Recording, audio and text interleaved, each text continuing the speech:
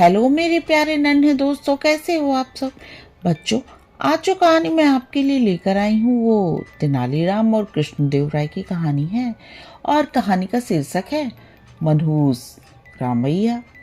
रामैया नाम के आदमी के विषय में नगर भर में यह प्रसिद्ध था कि जो कोई प्रातः उसकी सूरत देख लेता था उसे दिन भर खाने को नहीं मिलता था। इसलिए सुबह सुबह कोई उसके सामने जाना पसंद नहीं करता था। किसी तरह यह बात राजा कृष्णदेव राय तक पहुंच गई। उन्होंने सोचा इस बात की परीक्षा करनी चाहिए। उन्होंने रमैया को बुलवाकर रात को अपने साथ के कक्ष में सुला लिया। दूसरे दिन प्रातः उठने पर सबसे पहले उसकी सूरत देखी।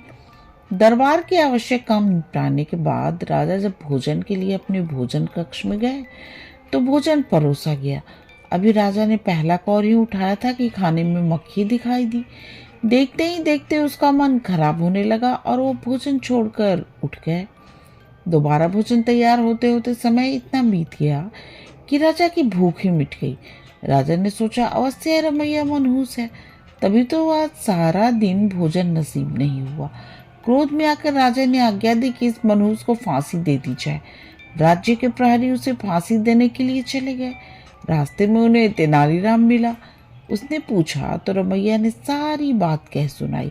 तेनालीराम ने उसे धीरज बधाया और उसके कान में कहा, तुम्हें फांसी देने से पहले तुम्हारी अंतिम इच्छा पूछेंगे। तुम कहना, मैं चाहता हूं कि मैं जनता के सामने जाकर कहूं कि मेरी सूरत देखकर तो खाना नहीं मिलता, पर जो सवेरे सवेरे महाराज की सूरत देख लेता है उसे तो अपने प्राण गंवाने पड़ते हैं। यह समझाकर तेनालीराम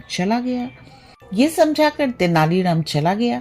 फांसी देने से पहले प्रहरियों ने रमैया से पूछा, तुम्हारी अंतिम इच्छा क्या है। रमैया ने वही कह दिया जो तेनालीराम ने समझाया था।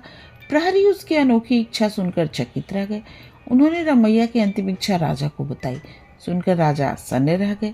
अगर रमैया ने लोगों के बीच ये बात कह दी तो अनर्थ हो जाएगा। उन्होंने रमैया को बुलाकर बहुत सा पुरस्कार दिया और ये बात किसी से न कहने की सलाह भी दी।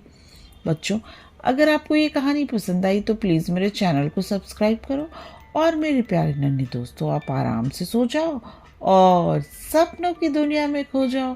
गुड नाइट मेरे प्यारे नन्हे दोस्तों, गुड नाइट।